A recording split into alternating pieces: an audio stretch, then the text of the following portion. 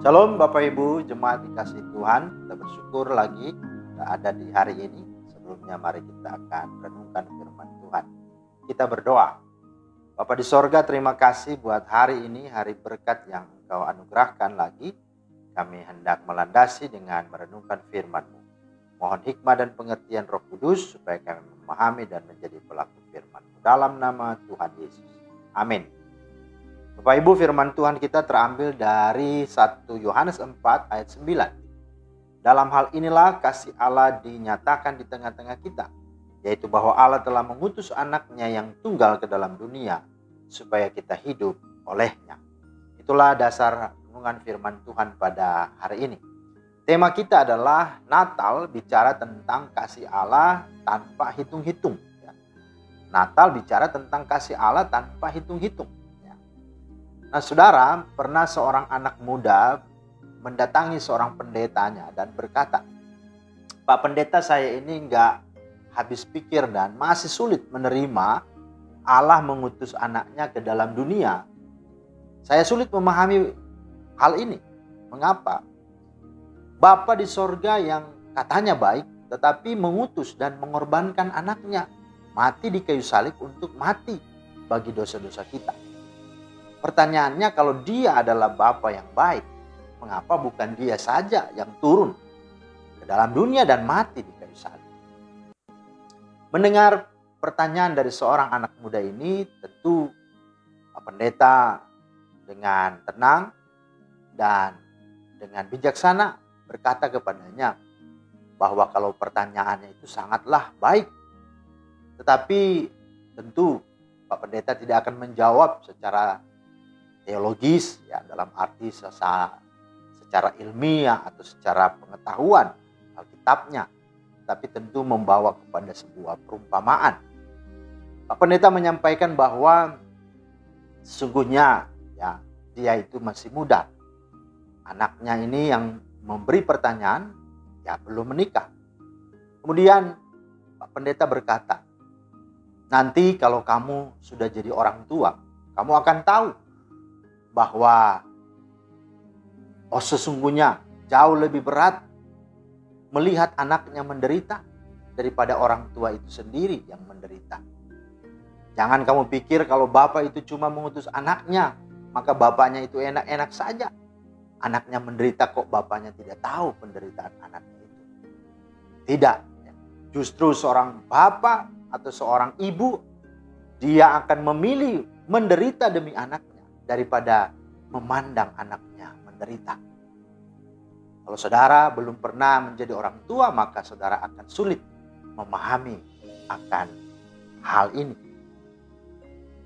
Saudara, itulah sesungguhnya sepintas berkaitan dengan jawaban daripada pendeta ini terhadap pemuda ini. Diteguhkan lagi dalam peristiwa disalib. Perkataan Yesus disalib, "Eloi, Eloi, lama sabachthani." "Allahku, Allahku, mengapa engkau meninggalkan aku?" Sesungguhnya peristiwa ini begitu menyedihkan dan menyakitkan hati bapaknya. Seketika harus merelakan anaknya, melihat anaknya menderita, dan seketika harus jauh dari hadiratnya. Karena harus menanggung semua penderitaan, karena harus menanggung semua dosa manusia ditimpakan atasnya.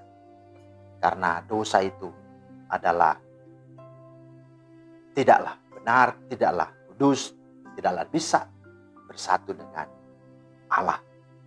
Dan demi menebus dosa umat manusia, seketika Allah harus rela untuk melihat anaknya menderita.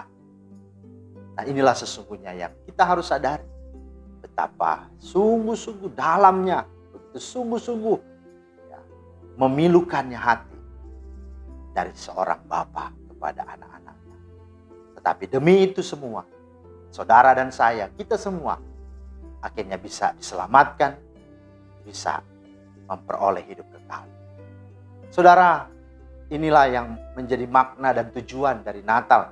Dia tidak hanya lahir, tapi dia punya tujuan dengan kelahirannya, yaitu dia menyerahkan nyawanya untuk untuk saudara dan saya. Allah Sang Bapa itu tidak hitung-hitung. Dia merelakan anaknya satu-satunya yang tunggal untuk saudara dan saya. Karena itu, dengan melihat semuanya, dengan menyaksikan semuanya, bahkan dengan sungguh-sungguh tahu bukti kebenaran ini nyata, masihkah kita tega untuk meragukan kasih Allah? Masihkah kita bisa mengkhawatirkan kehidupan ini? Masih jugakah kita selalu menghitung-hitung jasa kita kepada Tuhan? Ketika kita melayani Tuhan, ketika kita memberi persembahan kepada Tuhan, ketika kita mendukung pekerjaan dan pelayanan Tuhan, masihkah kita menghitung-hitungnya? Kita seolah-olah berkata, apa yang Tuhan mau buat dan balas atas apa yang kita lakukan? Wah, itu sesungguhnya tidaklah tepat, dan bahkan itu hal yang sungguh-sungguh menyakiti hati Tuhan. Karena itu, saudara-saudara, mari dengan merenungkan masa raya Natal ini, biarlah kita menjadi pribadi yang bersyukur dan semakin berterima kasih melalui dan dengan kita sungguh-sungguh tulus melayani Tuhan, menjadi persembahan yang harum di hadirat Tuhan, menyenangkan hati atas segala apa yang Dia sudah lakukan kepada kita. Jangan pernah ragukan, jangan pernah bersungut-sungut, jangan pernah malu, jangan pernah khawatir tentang apapun juga.